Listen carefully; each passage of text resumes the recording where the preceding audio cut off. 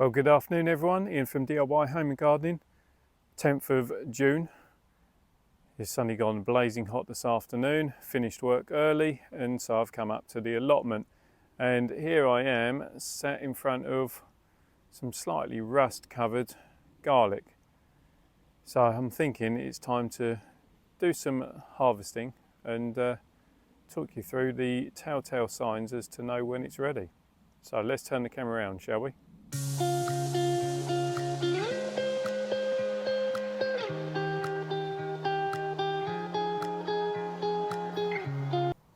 As I said, it's only the 10th of June, so realistically about 3 weeks ahead of where I'd expect to normally be, so to speak, for the garlic to be looking like this.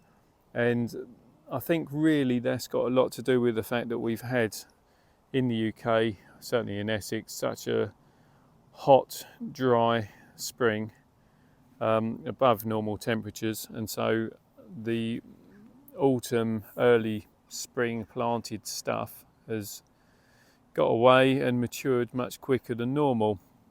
So the telltale signs on well, it being ready for harvesting, we got absolutely stack loads of rust everywhere. So this plot here, or this bed, is all the softnecks. Hardneck garlics there. They always take longer to ripen anyway, or to be ready for harvesting. So, full of rust. You can see all the spores on the underside of the leaves. So full of rust, which is predominantly down to the plants being under stress and the higher temperatures of the daytime, followed by the cool and slightly wetter nighttime temperatures that we've had in this month of June. You got the browning off of the top growth, and the stems are collapsing, and that is a very good example, collapsing and literally snapping at the neck, and that symbolises that the garlic are ready for harvesting and lifting. So if I set the camera up and we can have a little look as to what we're doing. Actually, before I set the camera up, let's take you back.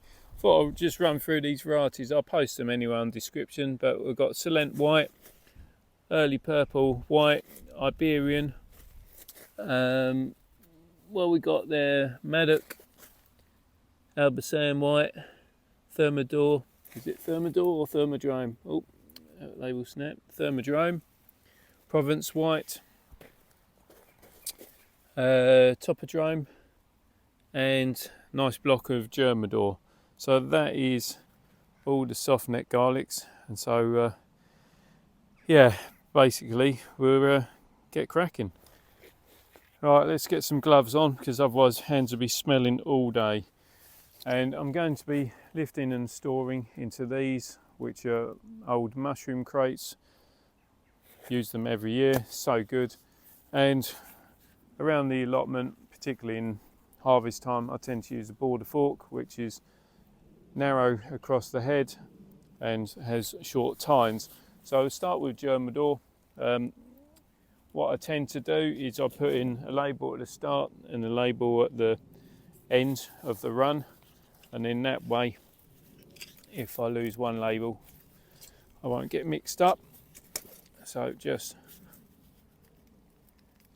loosen up some of these, and again, what I try and do is I try and harvest from front to back. So at this stage, I'm not going to be cutting foliage or anything like that. So look at that, it's a lovely sized bulb.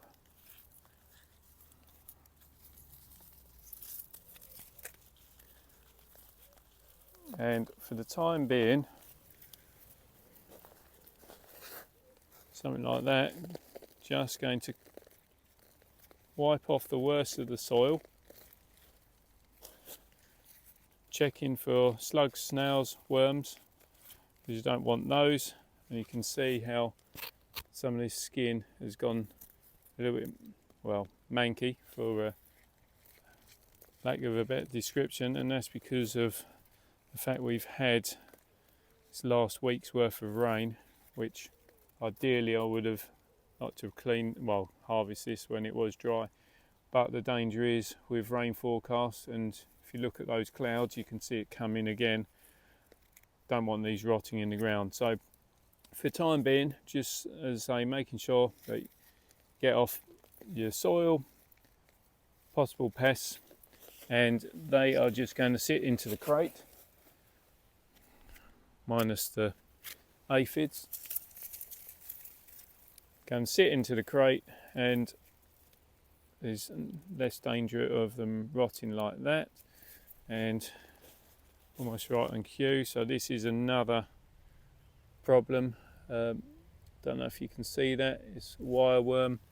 So you get that within the soil, particularly if it's not really been cultivated that much, and as this plot's only 2 years old, that is the case here. It tends to come out of when it's predominantly grassland. So just work my way through, so checking for any issues. If I do notice some bulbs that are rotten or obvious signs that they're rotting, then I won't be storing them. They can either be discarded or go straight back home for using, because they won't store. And what I'm doing now is, say, get it out the ground and look to store it. So let me work my way through and I'll be back with you shortly. Right, so that's the first 21 garlics lifted. Germidour, ranging from that little diddy one to something like that. And I've just cleaned that little one up because that's going to come home with me, because quite frankly it's too little to worry about storing it. But in terms of cleaning up, what I typically do is I'll give it a couple of days or maybe a week, and then I'll just strip them down. So where your leaves have gone, strip the first couple of leaves essentially, or 3 leaves. So that's the first 2. You just pull it all the way down to the base. If you need to, split the leaf into half, makes it easier to pull down. And that's how they clean up. So then you can use it like this as wet garlic, which is obviously nice and fresh and wet as the name would suggest, or you leave these to dry and skins to harden up, and then use it like you would do a normal shop bought garlic. So wet garlic or leaving to dry.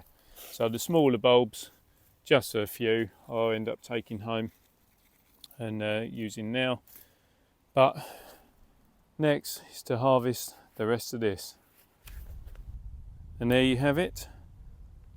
Got 119 bulbs all lifted, plus these Solent Wight, which is there's a few decent sized ones, but mainly loads of small bulbils that would be perfect for planting for producing the crop next year. And I always save my own anyway, so what I typically do is I'll put aside 14 or 21 cloves of good size, which will be my planting stock for next year or next year's harvest, and then the rest is either for eating, giving away, or whatever.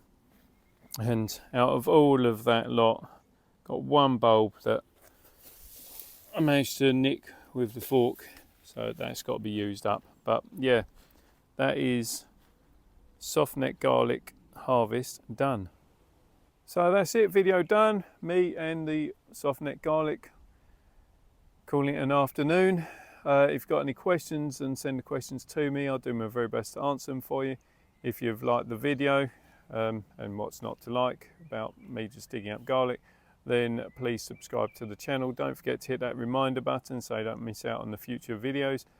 And I always say it, but it's so true, just enjoy yourself, have fun, and perhaps try the odd new variety or two, or whatever we've got there, 3, 4, 5, 6, or 9 of Softneck garlic. So till next time, bye for now.